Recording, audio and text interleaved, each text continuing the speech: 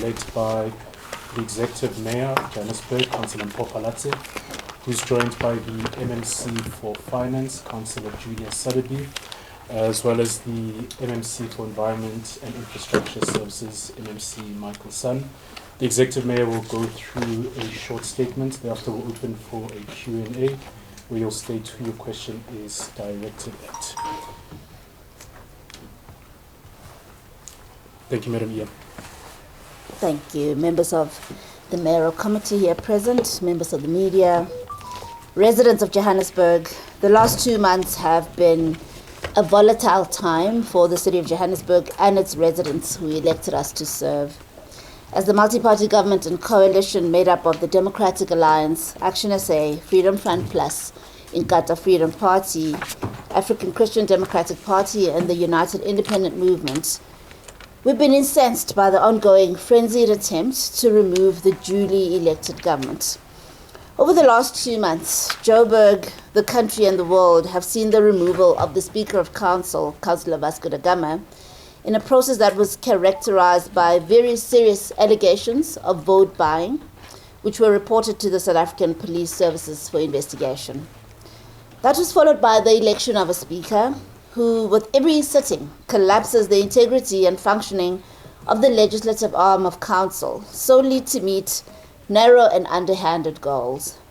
We saw this program of underhandedness play out when the multi-party government was removed through a series of illegal acts that were corrected by the High Court. We must remember that politics is a legally regulated space, and we must always, as lawmakers, never lose sight of this. Otherwise, we would be advocating for anarchy. While we've staved off another motion of no confidence, which fails to take off due to its illegal nature or illegal inadmissibility before council, we are aware that another such motion is already being cooked up. Members of the media, the data shows that we were beginning to repair Johannesburg. Residents have shared their experiences of the rebuilding of Joburg, and indeed the city was starting to gradually look and feel better. The multi-party government is not claiming to have done a perfect job, but we had only just begun.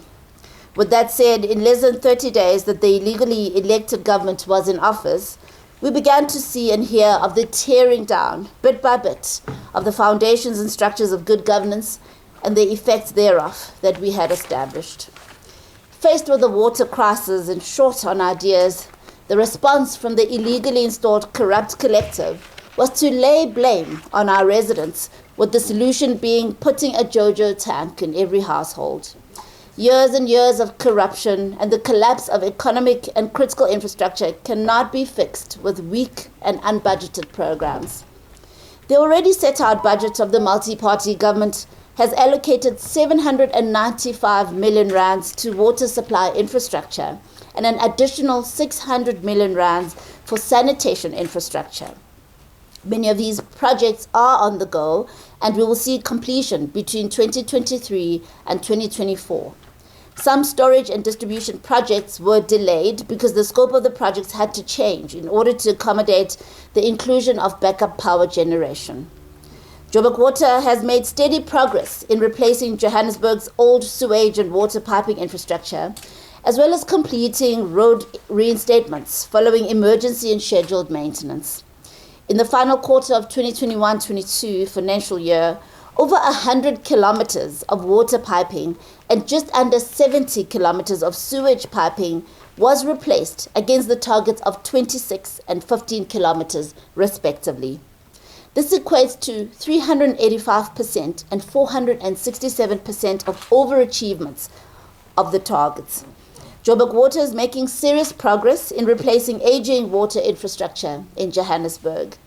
These developments from May to July this year have aided Joburg Water in providing over 3,000 more households in Johannesburg with basic water services and securing 12% drop in sewage blockages within the entire system for that period. Residents of Johannesburg, rolling blackouts have tragically become part and parcel of everyday life, with deep and negative effects on the economy and on our way of living. We're therefore excited to announce that following the May 2022 Johannesburg Energy Indaba, City Power is on track with its alternative energy procurement program as per the Energy Indaba resolutions, and we will publish the first request for proposals for short-term supply, that's 3-year supply, from the private sector by mid-November. We are ready to start seeing the back of rolling blackouts so that we can get the economic capital of South Africa working again. Further to this, the multi-party government, through City Power, has partnered with the National Department of Mineral Resources and Energy to procure 15,000 solar water geysers at no cost. City Power will develop the criteria for the beneficiaries who need them the most, such as orphanages, hospices, old age homes, and animal shelters. The implementation of the solar geyser project creates an opportunity for DMRE to train City Power technicians, community-based electricians, and SMMEs. We will ensure that these opportunities are offered to the communities where these solar water geysers will be installed. Members of the media, much was said about the finances of the city because, of course, this is where the attention of the corrupt is focused. There was little to no truth about what was said, in the main because the figures were unaudited. We have nothing to hide because the audited figures will be presented before council as per legislation.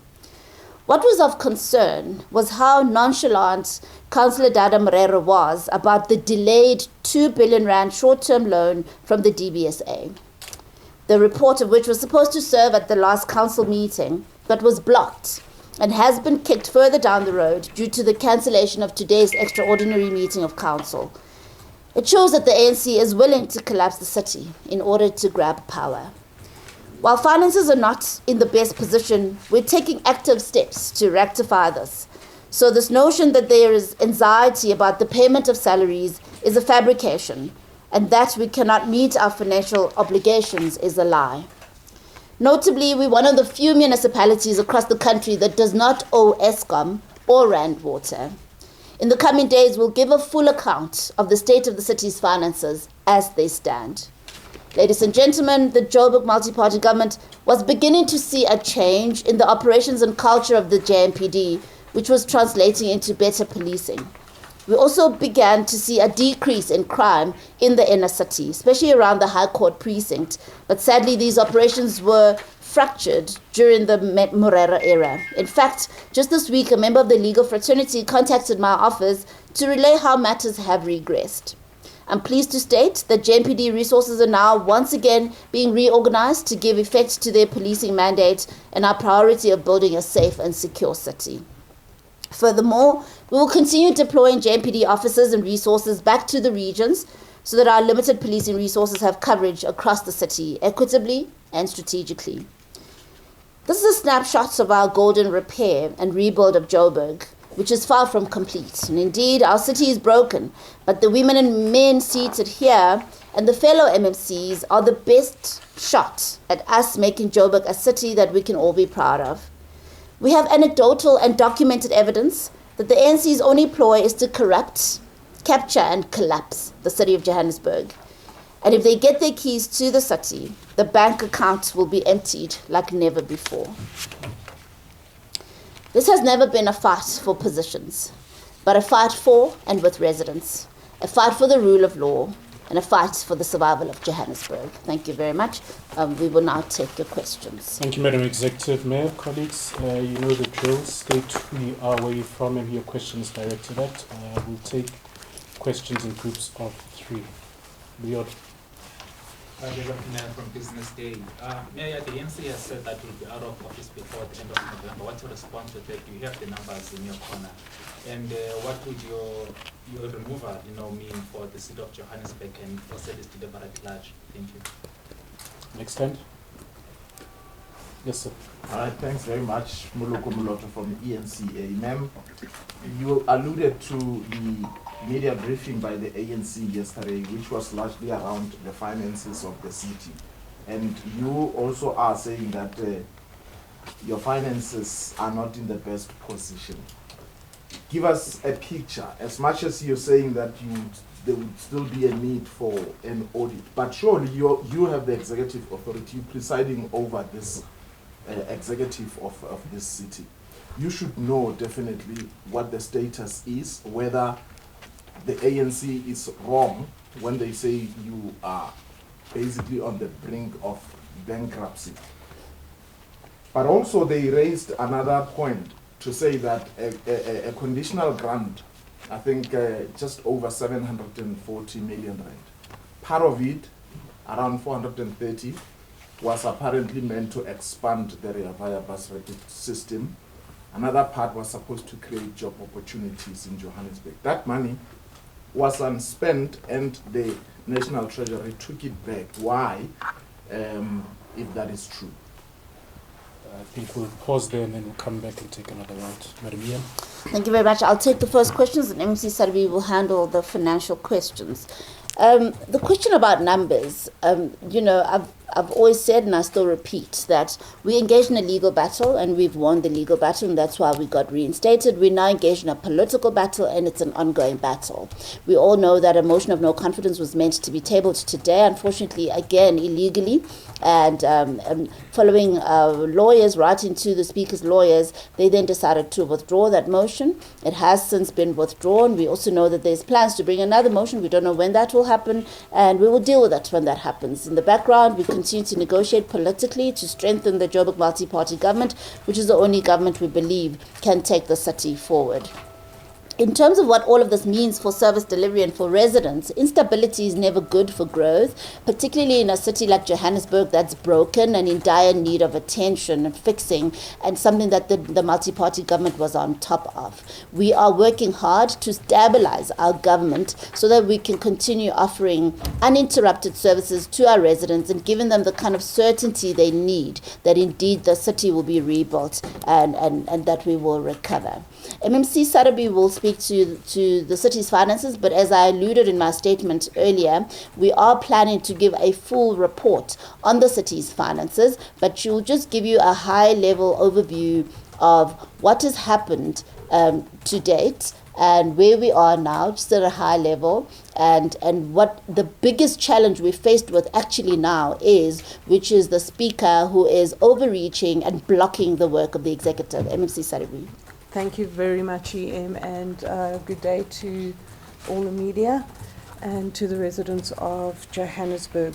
The finances of the city at the moment are subject to a cash flow challenge, and as has been stated in council very often in the last 9 to 10 months, is that between July 2021 and December 2021, which was the first half of the financial year 20 to 21, cash out of the city's coffers hemorrhaged to the tune of 2.7 billion rand. Gone. So in July, the cash balance was 6.6 billion rand, and in December it was 3.9. 2.7 billion rand out of the bank. Under this multi-party government, between January and June 2022, a further 100 million rand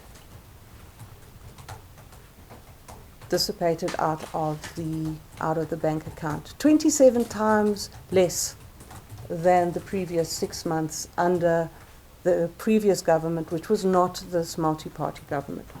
So cash flow at the moment is an issue, and the Development Bank of South Africa loan that was being prepared to serve before council before the illegal coup that took place at the end of September is a 2 billion rand short-term loan, so it does not affect future generations, and will have to be repaid by the end of June 2023. So it's just a short-term loan just to cover the 2.7 billion rand that hemorrhaged out of the bank account in the first half of the previous financial year.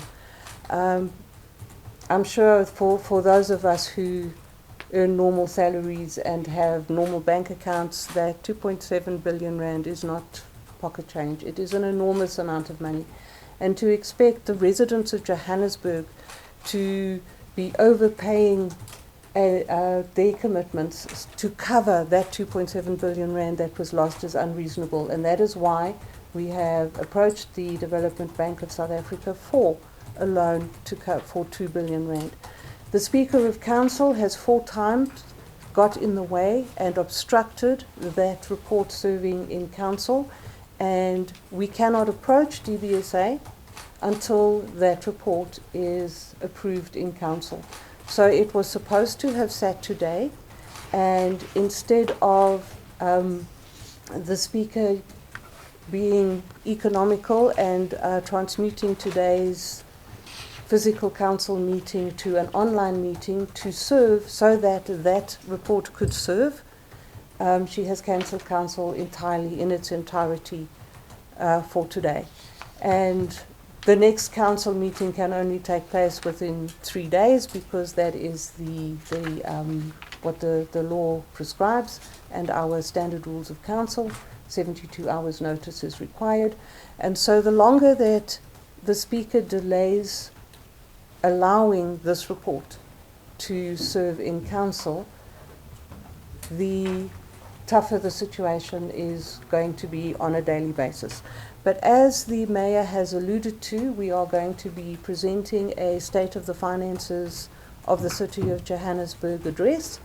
It will be, at the moment we're looking at Wednesday next week. You will get sufficient media advice notice of the venue and the time on Wednesday, and we will present to you, to the residents of Johannesburg, where we've come from, where we are, and what our plans are going forward. With respect to the grant funding that has been returned to the grants that have been returned, that is because the city manager post was not filled and because the CFO position was not filled. Those are legal requirements for the rollover of grant funding, and the City of Johannesburg did not have those positions filled at that time. Thank you very much. Thank you, MMC. Thank you, Ian. Mbali? Malika Tani from Newsroom Africa. They, of course, you've alluded to this already in terms of the motion, Mayor. You know, do you plan on challenging this motion? You know, is there a way for you to challenge this motion again? Because the previous one, we understand that because of court processes, it cannot be brought again to the House. So what is your take on the fresh new motion going forward? They also accused you, the ANC, saying that you're not in control of the DA in council, and they're even saying that you are ready to jump ship, and that's why you're working with him and Mashaba to join Action SA. What is your response to those allegations? Thank you. Let me start at the back here. Morning, Mayor. Alpha from Eyewitness News. Last week's vote of Section 79 chairpersons, it kind of showed us that your multi-party coalition might not have the numbers to keep you in office. Do you have any progress with that? Are you reclaiming your numbers in council to perhaps solidify your position as mayor in council? And how do you feel about the Speaker's remarks about you and the city in general? I mean, do you not fear that she's a little bit too impartial to serve as Speaker of the city, and how do you think that will affect the DA and the multi-party coalition? Do you have reference to specific remarks from the Speaker? Well, Twitter, please. Okay. Yes, sir. All right, thanks. Let me start with you, MMC. You seem to be blaming the fact that funding was not conditional grants were not spent on the fact that the CFO and the city manager were not appointed. Who must take the blame? Because these are two people who must be appointed by council, and surely you as politicians failed in that regard. With regard to the cash flow challenges that you say persist, is the situation at a point where you may not even pay salaries? What is the time frame if you don't get that particular short-term loan of 2 billion rand? Where will things really go south? Yesterday, Executive Mayor, the ANC accused you of delaying submission of Section 71 reports to Council. How do you defend yourself? Because surely that's legislated. You must account to Council. But your budget, I mean, the financial year started in July. You are already in financial trouble. Is your budget funded? I mean, it's hardly 6 months into this financial year. Is your budget funded? Has the National Treasury ticked all the boxes to say we are happy with it? We'll pause there and then we'll start the last round with you. Yeah. Thank you. Again, I'll take most of the questions and I'll leave the financial questions to MMC. Do I plan on challenging the motion? If a motion is brought to council legally, observes the laws of this country, the rules of council, there's no need to challenge it because democracy allows for a motion to be tabled. The only reason we challenged this motion is because it was done illegally. It was brought to council illegally and everything proceeding, even its tabling in council, was illegal. Now, how do we challenge it? We challenge it politically in council, and that's well within our rights, democratically, to challenge it in council. And I've spoken again to the issue around numbers, that we are busy in negotiations, both at a national level and at a local level, to see how we stave off the next motion of no confidence when it's brought to council. Not in control of the DA in council, I'm not sure where that comes from. I'm not even sure how to respond to that. Our caucus is quite coherent. We are one caucus, 71 members strong, and we've shown it through and through. With every vote in council, we've been together. There's been no divisions within our caucus. Caucus is a unit of 71 individuals. We debate issues, we don't always agree on issues, and that's good because that's democracy. Again, democracy must play out even at a caucus level.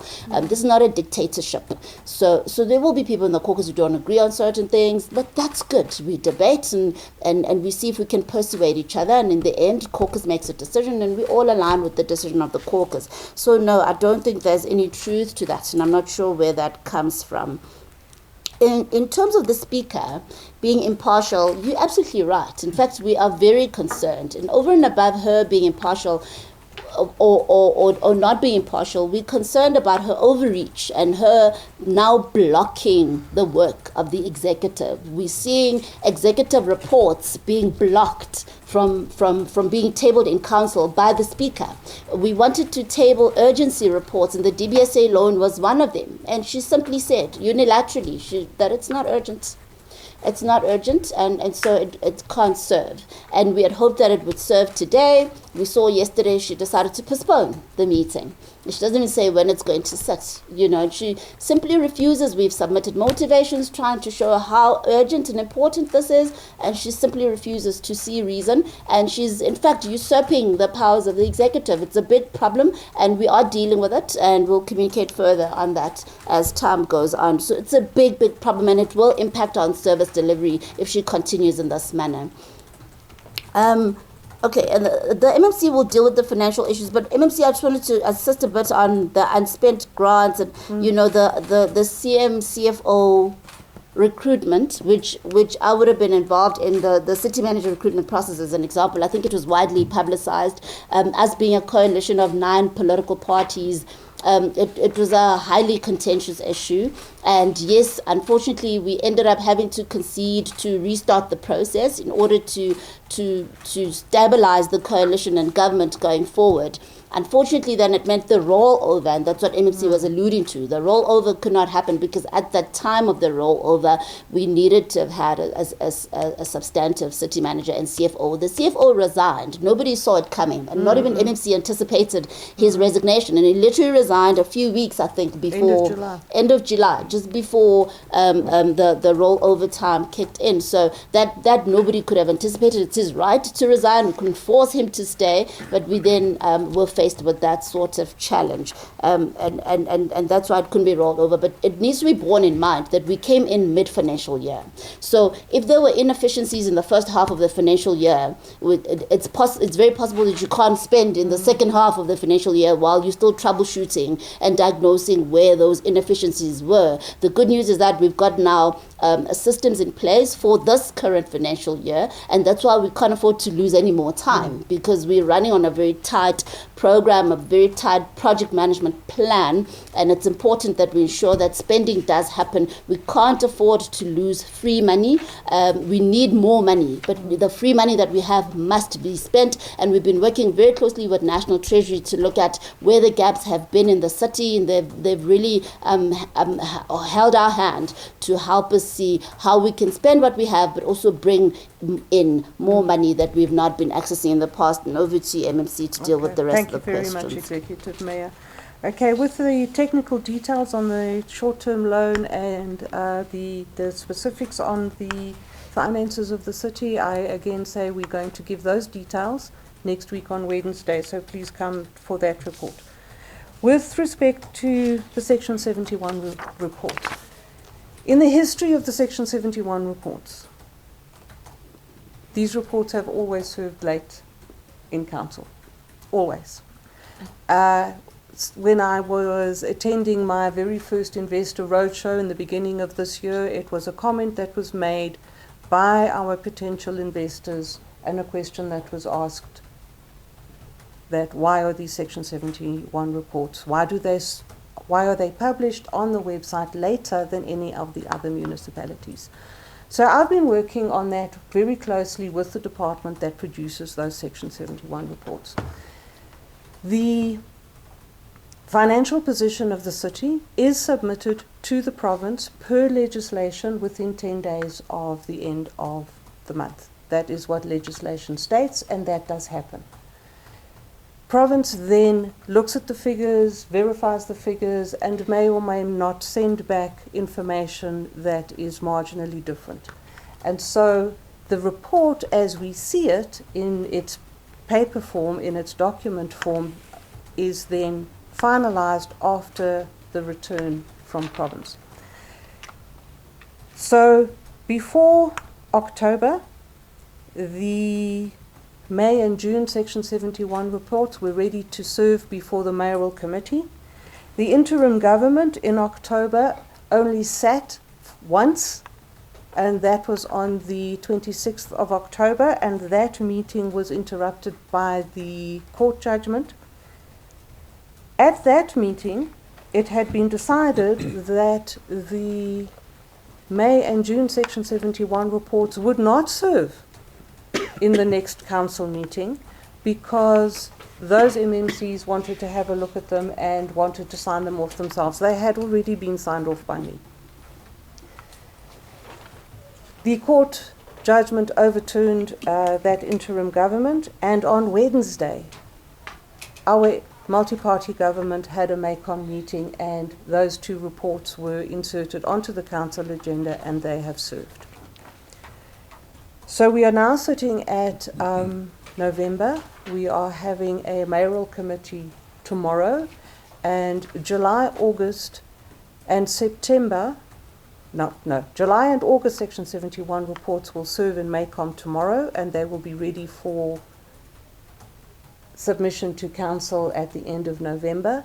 And we are having another MACOM in the middle of November, and September's Section 71 report will serve then, and then September Section 71 report will serve in November's council. And for the first time in the history of Section 71 reports, a report will serve within a reasonable time limit, in that September's report, which will only be ready at the end of October because of the timings, and then the next available council for it to serve is November. And that will be the first time in the history of Johannesburg Section 71 reports that those reports will serve on time. All Section 71 reports for the whole of the previous year have now served in council, and if anybody is ever to be blamed, or upon whose shoulders must sit the exclusion and the hiding of reports from council, it is our current speaker who is blocking reports from serving.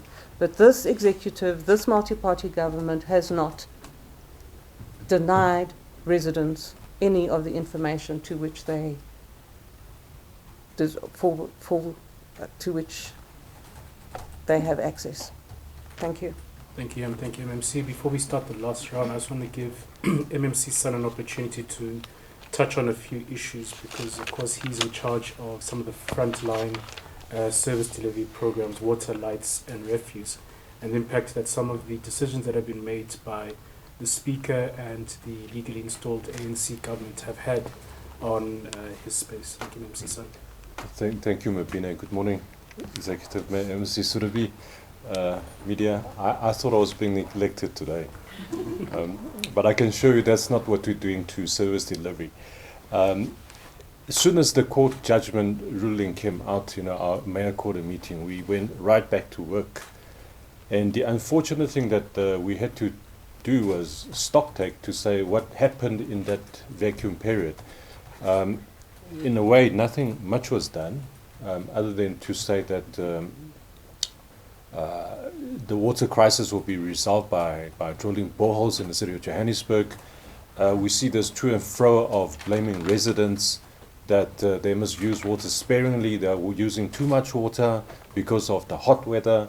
So the water issue was, placed at the doorsteps of our residents, which was extremely unfair. What the mayor and I then did was that we immediately then took on the understanding the problem.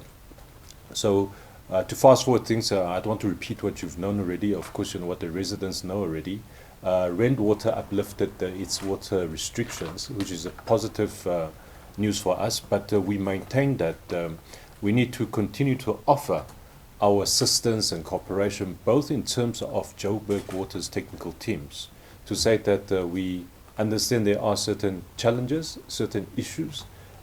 City Power has certainly identified issues within Rand Water that they can assist.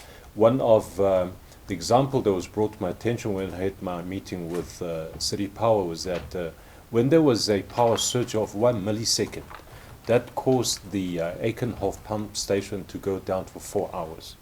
So if we were told that there is no challenges in Rand Water, we certainly need to look at the situation again. But we remain the position that we go into Rand Water with their permission to say that we had to assist. We had to assist you to reprogram your infrastructure, and at the same time we will continue to monitor that Joburg residents don't have to go through that crisis again. And if we ever have to come across those challenges in terms of water shortage, we have a proper backup emergency plan to go with that. But I also want to bring some positive news.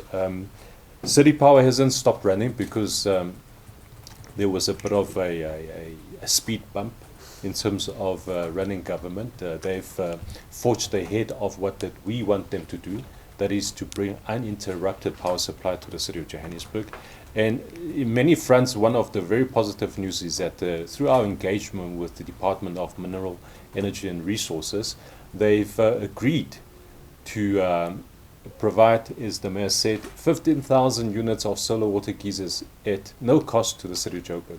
That's the first batch. And as soon as that letter of commitment is received from DMRE, the mayor and myself will be jumping onto a truck to go fetch those solar water geysers. We are busy with a blueprint as to who will be the beneficiaries.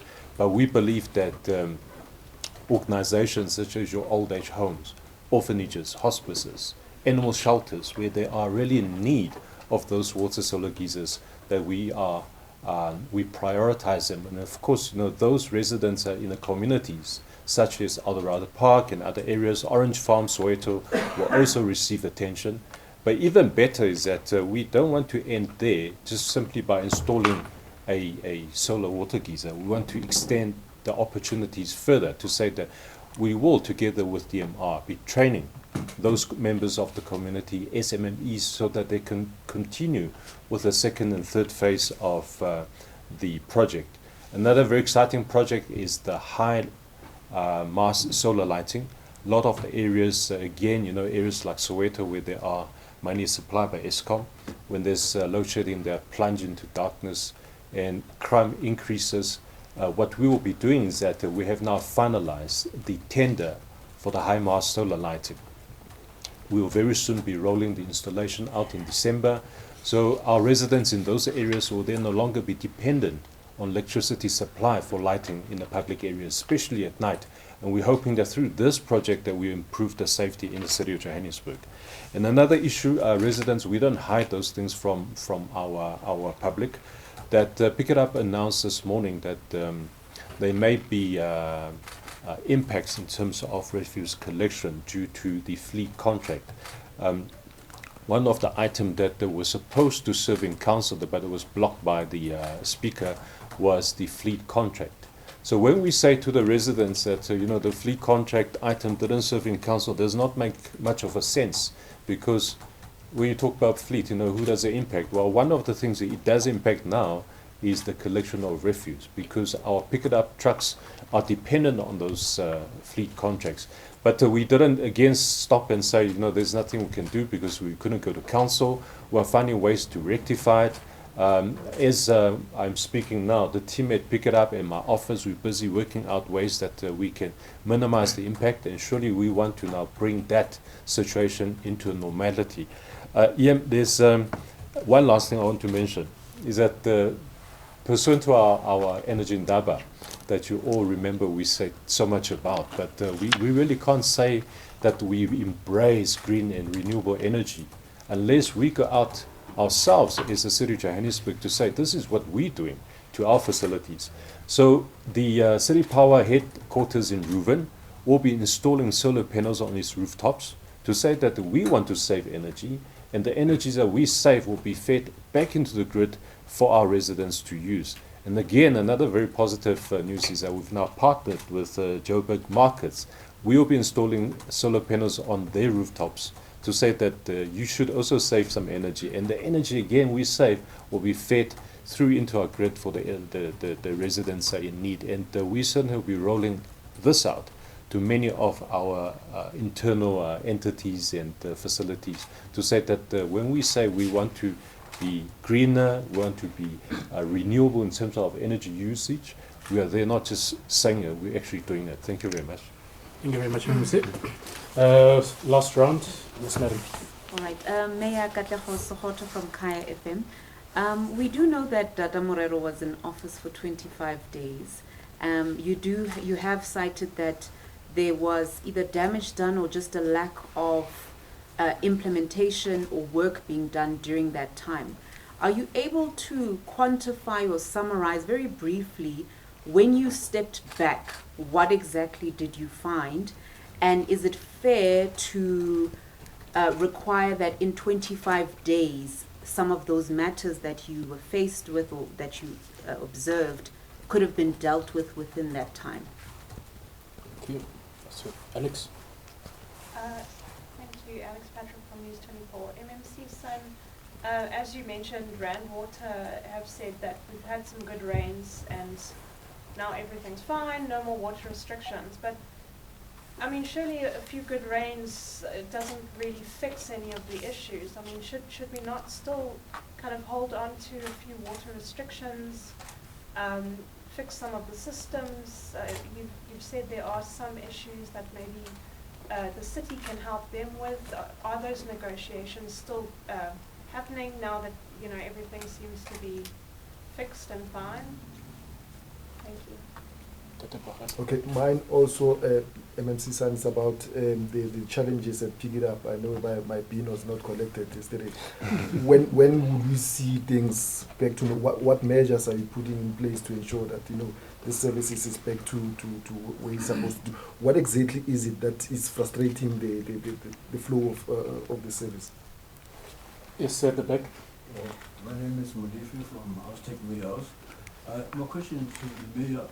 I would like to know how is or what's the relationship or the status of the relationship between the Office of the Media and the South African Cities Network, especially on issues regarding the integrated cabinet development framework. Yes, sir. It's just a small follow-up question for MMC Sun, and perhaps I've missed it. I see that City Power has partnered with the Mineral Resources Department for the procurement of solar water geysers. Is there perhaps a deadline that you know when will this be completed? I'm not sure if you've mentioned it. Yeah. Yes, sir. All Short right. one, please. Oh, okay. I have questions, Madam. Can I just ask? I don't want to let go MMC on this unspent money that had to be returned to the Treasury. You did point out that you actually came in mid financial year. But I want to know, when you got into office, how much did you spend of the total grant that was there? Could it be that when you got into office, you also failed completely? Or are you attributing that failure to the previous government that was there for the first half of the financial year? The other question on the short-term loan, and also on the contract, the fleet contract, where 4,000 vehicles or so, according to the statement by Councillor North, would basically, the service provider will take them, and service provision, the cleaning of the city would collapse. And you seem to be blaming this on the current speaker, whom you say is blocking the tabling of those two reports in council. Surely, you should have anticipated. When did you realize? Because not very long ago, the speaker was Councillor Dagama. You would not have had those problems. When did you realize that you're going to have a problem there with regard to the finances? Surely I would be shocked if you realized this 2 weeks ago. Why did you not anticipate that in the medium term there would be problems, and you tabled those reports when Councillor Dagama was still the speaker? Last question for you, Executive Mayor. The ANC yesterday was clear that you actually took part in the awarding of the contract to a company which the former Executive Mayor Herman Mashaba was once chairperson of. And that company was given an 11 million rand contract. And it was not in the panel of service providers in the city. It was just handpicked. At the time, you were still the MMC for health. And they are saying you had a hand there. Tell us what your role was, because surely that contract, the public protector found that it was wrong for that company to get that contract in that manner. And we know Mr. Mashaba is now in the courts. What was your role, man? We'll close it there. Madam Mayor. Thank you so much. I will summarize for you just some of our findings. There's quite a lot, and I spent time on Tuesday with all the MMCs after having spent a week in our various portfolios just to get a sense of what else they found. But in a nutshell, there was a lot of blocking and stopping of service delivery and processes that were unfolding that were supposed to be left to unfold. You would have noticed that in housing and transport, you had MMCs issuing directives for all procurement processes to stop. And that will have an impact on service delivery. Recruitment was stopped. We've got a few critical senior management positions that were meant to be filled, including the city manager position, and there was no movement in the 25 days that we were out of office. The boards of entities were told to stop operating, and the Dada Morero administration was getting ready to actually advertise for new boards of entities. Now, these boards were brought in at the beginning of this year, and they hadn't even been a year in office. And these boards are boards that are made up of experts in different fields across the different entities of the city. And the appointment was completely apolitical, and they've been doing a fantastic job of undoing a lot of the corruption and maladministration that's been happening and driving our entities down. And the first thing the ANC wanted to do was get rid of them, because they were going to block their agenda to once again entrench corruption in the system. So those are just some of the high-level examples. But if you go into specific areas, you'll find in JPC, for instance, where the board was about to charge the CEO for various counts of corruption, they were told to stop. that process. Now, we've reinstated our boards, and that process will continue. So there was just so much injustice in the system, things that even our residents aren't aware of, and we can give more detail with time. Let me move on to some of the other questions and give over to the MMCs to respond. My office's relationship in terms of integrated urban development, the custodian of integrated urban development in the city is development planning. So yes, any stakeholders would interface directly with the planning department. As you know, MMC Belinda Echizojoku is responsible for that, and we now have a new ED, very capable. We're very excited. We're seeing some great developments going forward. We're seeing our precinct development also going ahead after it was the Dada Morero administration told officials it wasn't important. We are reviving it because that's the only way we're going to reclaim our city, and that's the only way we're going to deal with urban decay in partnership with the private sector through the city improvement districts, them adopting precincts and working with the city to revive our spaces. Now, let me go to the Field Band Foundation, because I think that's the last question that was directed at me. This matter happened when I was MMC Health and Social Development. In fact, I participated in a Hawks investigation, and I participated in the investigation as a witness, so I was actually never accused in the matter. And that my last interview, I think, with the Hawks must have been in 2018, 2019, I can't remember.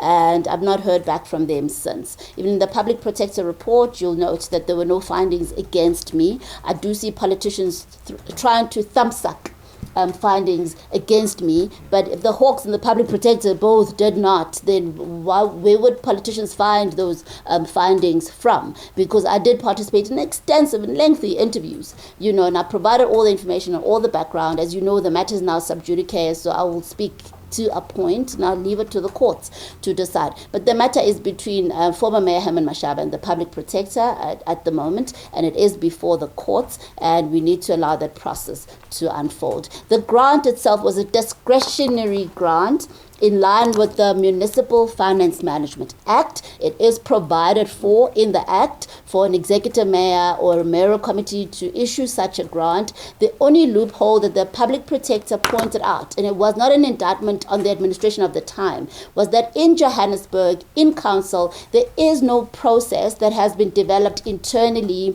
to direct how service providers get identified for discretionary grants. That's a historic thing, and if we can go into history and look at all the discretionary grants that have been issued, you will find that it was really rather arbitrary as opposed to following a clearly defined process. And that was a systems and a process gap that the Public Protector identified, and the city was meant to then address that going forward. And that's really as far as I can go on that. Let's allow the courts to do their... So if it was a discretionary fund, ma'am, it means a politician had the right to appoint. Does it mean that it was yourself or Mr. Mashaba who personally appointed them? It was a mayoral committee decision that made the decision to issue the discretionary grant. Some are saying you are using this sub judice thing to block the motion from coming before council, whereas it doesn't affect you personally. How do you respond? There are rules in council, and motions must be subjected to those rules. And one of the rules is that if the matter is before the courts, it cannot serve in council in a motion. And unfortunately, Speaker Khalid Makumbela, as well as the ANC and their partners, completely disregarded that rule. And yes, we have a right to uphold the rules of council, and we'll continue to do that. MC Suddaby, you want to go first? Okay, thank you very much. I appreciate your tenacity. And for the absolute details, again, I expect to see you on Wednesday. But when we come to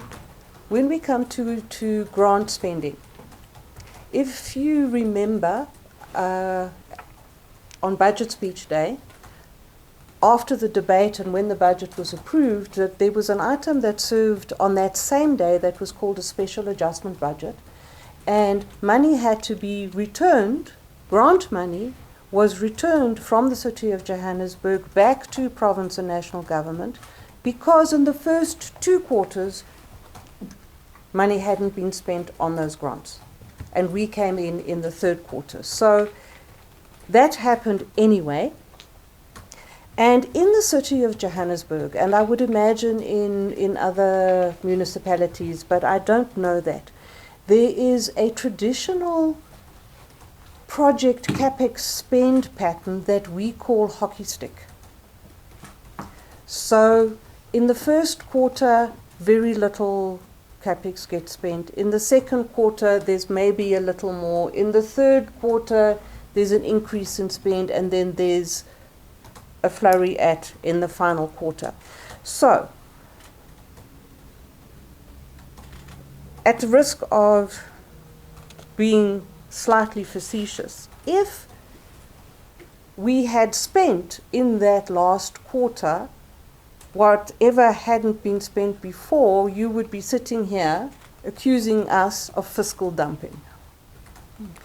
So there was no fiscal dumping under the multi-party government.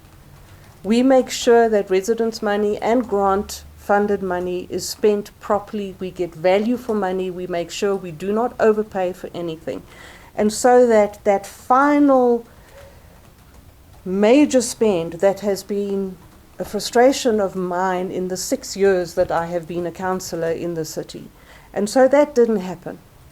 And that is why there was money, further grant money, that was not spent by the end of the year.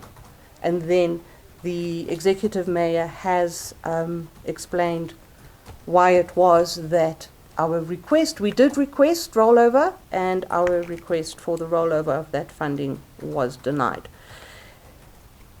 So having said what I've said, there are spend patterns that need to be looked at. There are, that hockey stick spend needs to be addressed, and these are the things that we will be bringing to you to tell you what is our plan going forward in order to make sure that the money that we do receive is spent on service delivery optimally, and that we do not spend more than we need to spend, and that we do spend, and that our spend and our budget are aligned. So those will come in detail, explain to you on Wednesday what we're doing that. With respect to the blocking of the short-term loan, absolutely yes, we have been watching the city's finances very closely for a number of months. And had October not happened, the DBSA loan would have served in October's council under our multi-party government with Vasco da Gama as the speaker. That would have happened. Why would we have waited until October? Well, it's a loan. And when you repay a loan, you've got to repay interest. So you won't take a loan out until as late as possible in order to minimize the interest that you have to pay back when you have to pay it back. So the shorter the term of the loan, the shorter, the least amount of interest you're going to pay. So we were in line, on time, and ready. It would have served in October. No, it did not hit us by surprise.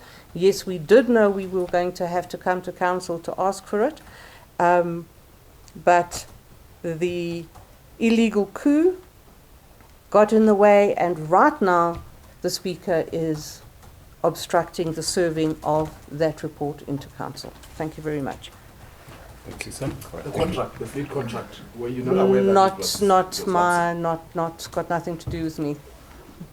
There is, if I can just, at a very high level, there is an investigation that is underway, and that's what informs the approach that we've decided to take. And our report to council, contrary to the Dada Morero administration that wanted to go ahead and award the contract irrespective of an investigation that's yet to be concluded before the end of this year, we were proposing a different approach that would ensure that service delivery is not interrupted, but at the same time we allow space for the investigation to be concluded before awarding a contract. And that's why they're blocking it effectively, because I believe they have an interest. In fact, their behavior suggests very strongly that they have an interest in this particular contract, but hopefully the law will take its course and will protect our citizens from this corruption that's unfolding. Alex, I know you've been watching the water issue very closely. I think we all know that our dams and rivers are fairly full in terms of water levels. So the problem was never about the amount of water we have in our natural systems. But the issue, in our opinion, has really got to do with purification and the pumping or transporting that water to our reservoirs and towers in Johannesburg Water. I don't want to be the spokesperson for Rand Water. They've got their own issues, but we certainly want to continue those offer of assistance and cooperation to say to Rand Water, whenever you need our services or our assistance in improving your programming, improving your infrastructure, we're there to assist. And I mean, this is what government should be about. We shouldn't say that it's because it's not our problem, it's not on our end, then it's your fault to deal with. We'll be there to ensure that this problem is resolved for the benefit of our residents. In terms of our own water infrastructure, yes, we will not lie. There has been years of neglect in terms of infrastructure investment. This is why this multi-party government invested, and I repeat what the mayor has said earlier on, hundreds of millions. In fact, the number is 795 million towards water supply infrastructure, an additional 600 million for the sewer. Just in the last quarter, the 3 months of April to June, that when this multi-party government was in charge, or is still in charge, I beg your pardon, that we replaced just under 70 kilometers of sewer pipes and over 100 kilometers of water pipes in the city of Johannesburg. Unfortunately, these infrastructure are underground. Our residents don't see the excitement of replacing water pipes, but you can imagine 100 kilometers is not a short distance. I mean, for that amount of work and investment and commitment made to our residents, it's a show to say that we are here to resolve real issues with real solutions. Alex, you mentioned another problem about water restrictions. Yes, definitely water will always be a scarce resource. It's valuable. We can hope for rain, but we can't make rain yet, or not, at least not in the city of Joburg. But we will continue to ensure that we will, one, encourage our residents to use water sparingly, but also wisely. Now, please don't waste water. If there's leaks in your household, please do fix them. Where your toilets are leaking, don't ignore it. It will eventually build up, both in terms of your own water consumption cost, and there's a wastage for the city. And I think very importantly on the other aspect is that you'll remember, a few years back where Cape Town had the day zero situation. We certainly don't want to have that in the city of Joburg. In fact, the entire Gauteng. We looked at the water scarcity situation. We've now formulated a report that we will bring to MACOM. It is a document, a strategic document, where we want to encourage our residents to say, this is how you should be using water. And on the other front is that if we should be faced with a day 30, day 60 situation, we then have a backup plan as to say what we will do about it to avoid and avert day zero. And there was a question on pick it up. What services? It's really the refuse collection services. It is the procurement supply chain process where contracts in terms of fleets are involved. We as politicians, we don't get involved in those procurement processes, but we certainly will exercise oversight and ensure that the impact that is now created because of the non-passing of the fleet contract is minimized.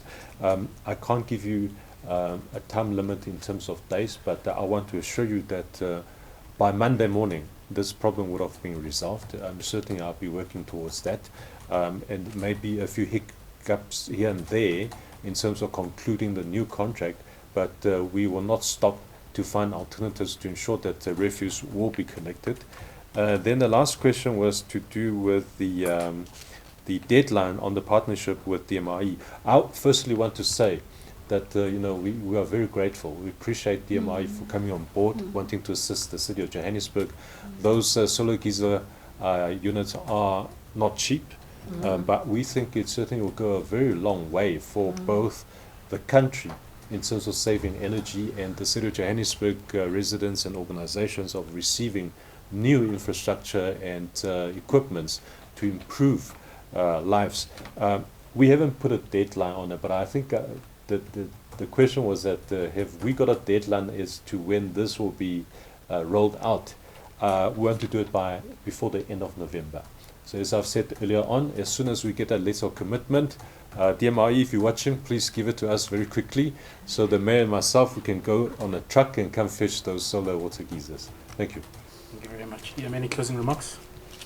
Yes, to our residents, I just want you to know that the multi-party government is back on board. We may be a minority government now, but we are still as resolute that we need to focus on you, your needs. I know a lot of politics and noise is playing out in the background, but I want you to know that from next week, we will be starting our regional community engagements. We'll be coming into your areas. We'll be looking at what your issues are, your specific pressure points. We'll work with your councillors, with the regional directors, and we will bring all departments and entities to ensure that we fast track the resolution of the things that give you sleepless nights. We remain committed to you. Please do not allow the politics to give you anxiety. This government is committed to your well-being and to the rebuild and repair of Johannesburg. We need your help and your support, and those of you that have sent messages of encouragement and prayers, we're really grateful we're standing today because of your support. Thank you so much. Thank you very much, ladies and gentlemen of the media. As you've heard, whilst we are